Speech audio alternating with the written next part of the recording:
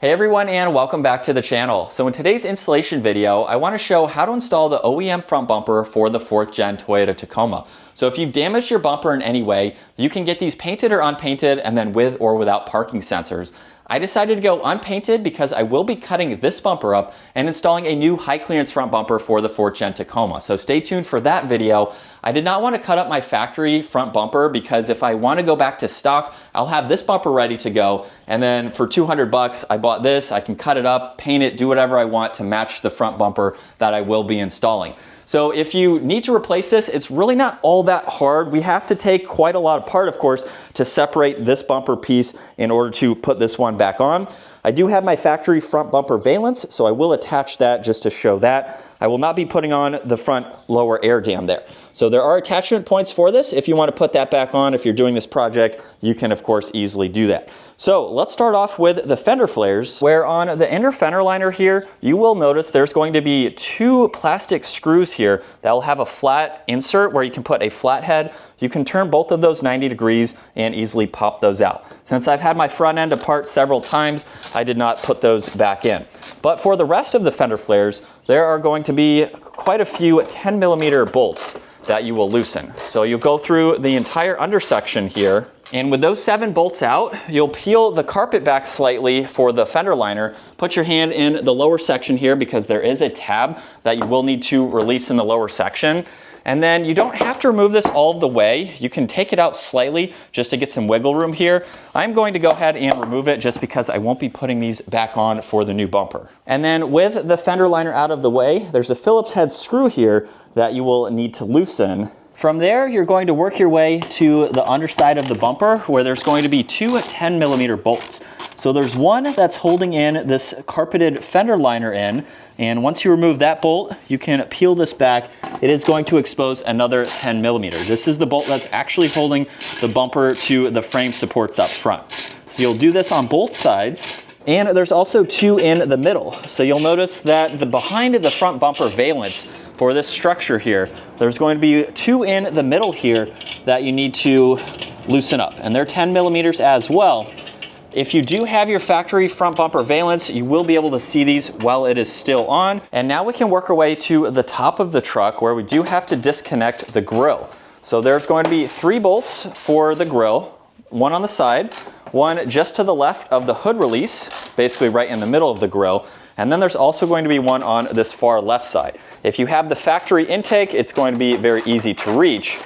So along with those 3, there's also going to be some of these push tabs holding in this plastic cover to the back of the grille. All you have to do is push down on them with your finger, and then if you need a flat head to help pop it out, you can do that, or you can just pull those out as is. And with the bolts done, you're going to come to the passenger side now where there's 2 connections that you need to release. So you simply just pinch on the one end in order to disconnect them, and you will have 2 to do. Now there is a 3rd one, which I can't quite reach. We can actually get to that one once we pull the bumper off. And these have a different shape to them, so you'll know which one goes with which. There's also 1 more on the driver's side to remove. And so with everything off, you can start on the grille here just by releasing the top portions there where the bolts are. And then when you come back to both sides here, just get a firm hand up as high as you can go in order to pop those tabs out. Now it's going to be a little bit trickier than that if it's the first time you're doing this. I've had my front bumper off several times already, so it's just going to be a little bit looser there. You can just wiggle it from here now and slowly remove it from the truck. So now this is where we start to disassemble basically the whole bumper. Now don't worry about this wire here. This is an aftermarket light for my grille, so you won't have that with your vehicle. I think the best way to do this is to start off with these covers on both sides. So you will need to use some pliers just to pinch these to push them through if you can't do it by hand, but I have already done this once, which is why it's a little bit easier to do. With those done, I'm going to move on to this front air dam. So there's going to be 6 bolts. These are all 10mm, and you can easily remove all 6 of these. And this is that 3rd plug that I mentioned earlier that I just didn't have much room to. With it off the truck now, that is easy to grab. From there, I'm going to move on to all of the small silver screws. So there are quite a lot located throughout the entire front bumper. So I've removed pretty much all of them aside from a few down below here. I'm not sure if the ones around my sensor in the lower section have to come out or not. So I'll get back to those there. But for the upper grille, let's start there. There are going to be several of these tabs to loosen going around the whole grille. They're going to be body colored and black. So you will have to start somewhere.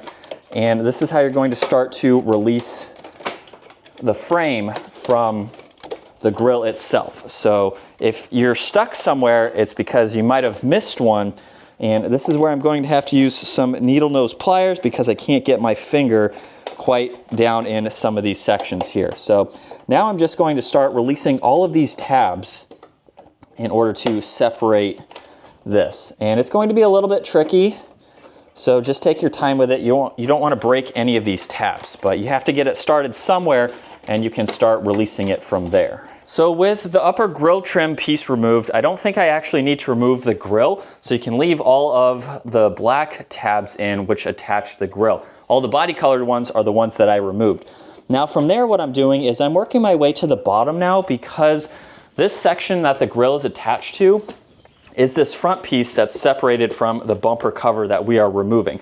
So in this lower section, there are a lot of tabs that are located in the lower section that I can't reach by hand. So I'm using a flathead in order to release those, push them up over and pull up this section here where my fog lights are located. Now, if you don't have the factory fog lights, there might be a little bit different of an orientation where those tabs are. Now, right in the middle of that, there's also some more of the body colored tabs with this lower grille opening. So I need to release those as well. What I also need to do for my truck is disconnect the parking sensors. So I have the ones on both sides here to release. And then I also have two in the middle. These ones are going to be a little bit harder to reach simply because of how tight of a space it is. So flipping the bumper around now, I'm going to slowly start to remove this trim piece around the fog light bezel. So since I've already removed the parking sensor connection, I can slowly start to pull these and wiggle these out. So there's a few tabs on the back side that you want to make sure that you release. You can use a flathead too to help release those.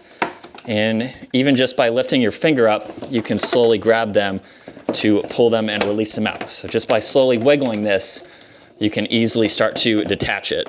There's also a couple screws on the back side as well that you will need to release for that. With the grille surround out as well, I found on the front side, there's actually a screw on both sides holding the bumper cover to the back side of the grille. So it is important to remove that grille surround so you can get to those two bolts. So if you look on this passenger side, I have this pretty much separated from where this fog light is and the bumper cover itself.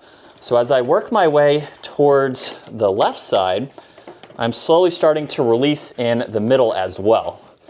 And so I'm just using a flathead to help push these in. And with leverage from pulling this side up, that's how I'm starting to release this. So this is definitely quite a lot of work. What I ended up doing is releasing the lower section of the front grille just to get a little bit more room with this. And then taking the flathead and maneuvering those tabs is a little tricky too. So it is time consuming. So you just have to take your time with it. But I do have that side fully released, and I have this side fully released as well. And then since I do have the parking sensors, these tabs actually get pulled outwards in order to release them. So you have to pull these tabs away from each other, and then you can slide out the parking sensor. So now with the new bumper, I do recommend putting something a little bit softer on the ground. I had the towels here, and they kind of dinged up my factory bumper just a little bit. So have something much softer since you're working face down. There's really no way to have this bumper in the other direction. But from here, it's time to put everything back on in the reverse order. So you're lining up all of those tabs and just doing the complete opposite of what we just did. So I'll set up the time lapse here since it's really going to be straightforward, just lining everything up and we can get this back on. So this new setup is back together, and I just want to point out real quick, the parking sensors for the outside of the bumper here, I believe that the factory portion that holds this in place was plastic welded to the factory one. So you just need to very carefully break that off somehow or peel it off and then adhere it to this bumper here. I'm not doing that today since I will actually be cutting that part away. So I will have the sensors mount in a different area for my new bumper. And so with the bumper back together, including the lower factory valence that I did put back on, now it's just a matter of clicking in both sides. There's a few bolts in the lower section and then all of the ones up top, of course. If you had your factory air dam, you may or may not have removed that, so just install that if needed.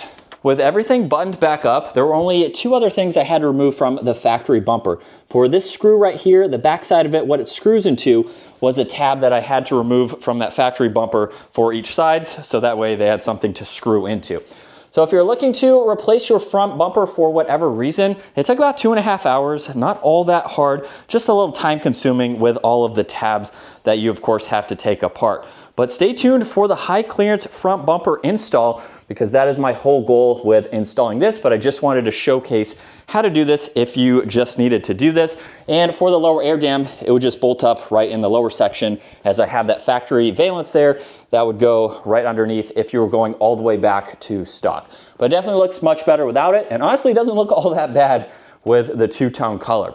So stay tuned for the installation for that high clearance bumper, and I hope you all enjoyed today's installation doing this. If you have to do it for whatever reason, it's pretty easy and straightforward to do. If you all enjoyed today's video, give it a huge thumbs up. Consider smashing that subscribe button so you can stay up to date with our daily uploads and the rest of the build for the Tacoma. I will see you all in the next video.